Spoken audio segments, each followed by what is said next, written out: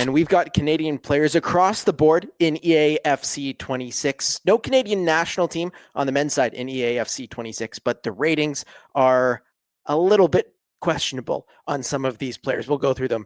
Alex, we'll start off with Alphonso Davies. He's the highest rated Canadian player. 84, too high, too low? Feels too low just because he's been 84 for like 5 years now. There's points where he's the best left back in the world or in contention. And I know in past games, like guys like Teo Hernandez were pretty darn highly rated and others. So do wonder if he could have pushed for an 85 or higher. But I think that's kind of been the theme of a lot of the at least certainly on the men's national team rankings. A lot of them have been slow to react what's been going on. Funny enough, the women's rankings are probably have been a bit more accurate, inflated, if anything, compared to, especially I think there's a lot of growing pains in year one where a lot of the players who were like 30 plus were rated like 85, 86, 87 purely off reputation.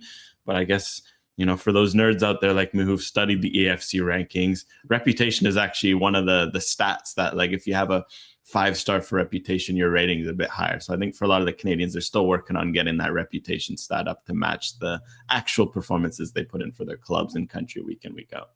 And Jonathan David at 82, Alistair Johnston at 78. What do you take from those? Yeah, that's just criminal, the David one, like, because he's been 82 for a while and he's just had a few fantastic seasons, team of the season levels. And now he moved to Juve, and you look at some of the other guys that are ranked 83, 84 in this game. Jonathan David's got to get that up, man. So up to him to score. I know we were mentioning he's not scoring as much yet for Juve. If he keeps scoring, people are going to have to take note of him. Milan Borjan, the best rated Canadian goalkeeper playing for Al Riyadh, 78 rated in the Saudi league. That seems way higher than it should be, Alex. Yeah, but they love the Saudi league in FC. There's a lot of those players that they all kept their ratings super high. So when you'd play Ultimate Team, that so many Saudi players, like that year when Neymar was at Al Hilal, everyone loved to have that card. So I mean, hey, if you've seen him in Saudi, it seems like every week he's putting up 8.5 ratings on FootMob with a clean sheet, a penalty save. So clearly someone there has been watching him and has felt it rated high. If anything, it shows you how low that a St. Clair or a Crepeau are, that neither of them are gold cards.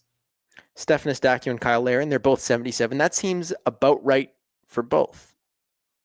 Yeah, I think that's pretty fair. Like Eustáquio, maybe I could bump him up a rating or two. Larin, no complaints. But yeah, again, for Larin and especially it's reputation. They've been in Europe for a while. I think that's always the toughest thing for these young players is usually it takes 2 or 3 years. Like you're seeing it like the next game name.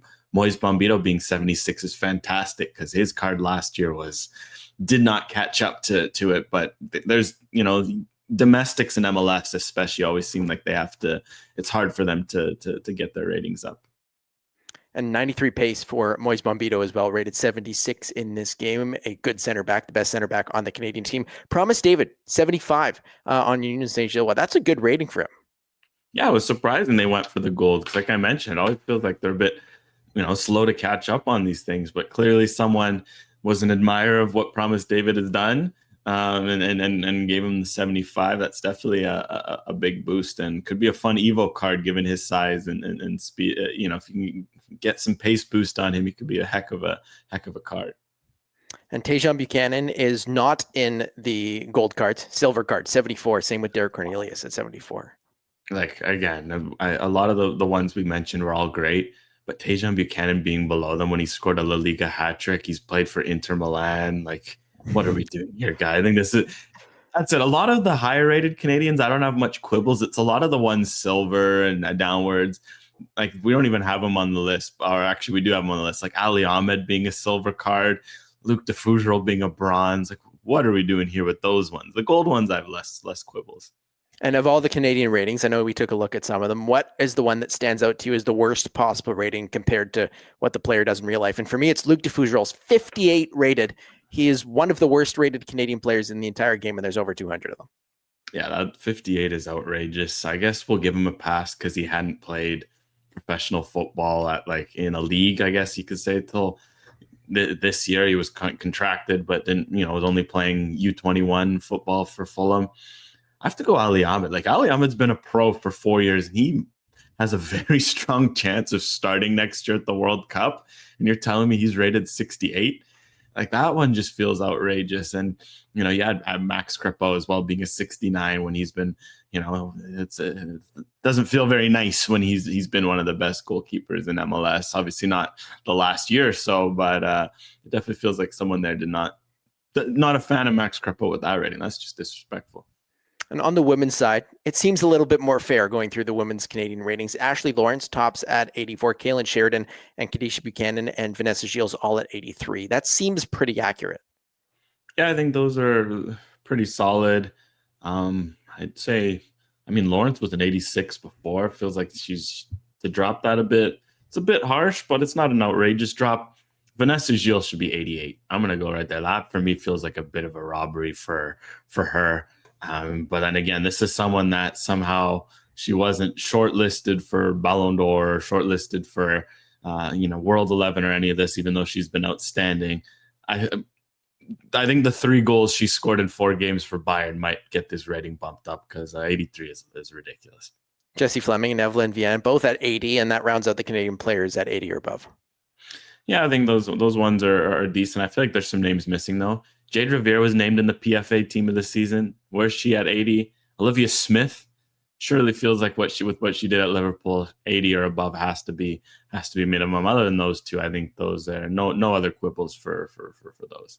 Olivia Smith at 79, so she's not far off from 80, but also at 79, Julia Grosso of the Chicago Stars, Marie Levasseur at 79, even though she hasn't really cracked into the Canadian women's national team a ton, and Janine Sonis at 78. Any takeaways from those to round out the top 10? Yeah, maybe Sonis a bit low. Maybe she could push closer to 80 with her performances as well. But yeah, no, there's definitely some strange ratings. Even Fleming at 80, given her reputation, you would have thought it'd be closer to 82 at 83. So we'll have to see. It's one thing for this game that's developed in Canada. Maybe they got to get some people closer to home, helping them adjust some of these ratings. Well, it'd be nice to get the Canadian men's national team back in the game as well. I think the Canadian women's national team is in EAFC 26, but it's been a few years now that the men's national team hasn't been in EAFC or FIFA. But that's all we've got here on this one. It should be a little exciting to see these players, and I'm hoping we get some sort of like World Cup edition, but I know that EAFC doesn't have the rights to Brazil and some other teams. If you look at the NHL series, they've just used the flag and the players. Maybe they could do that. They don't need the licensing to the actual countries. So I'm hoping that we can see a Canadian team back in EAFC.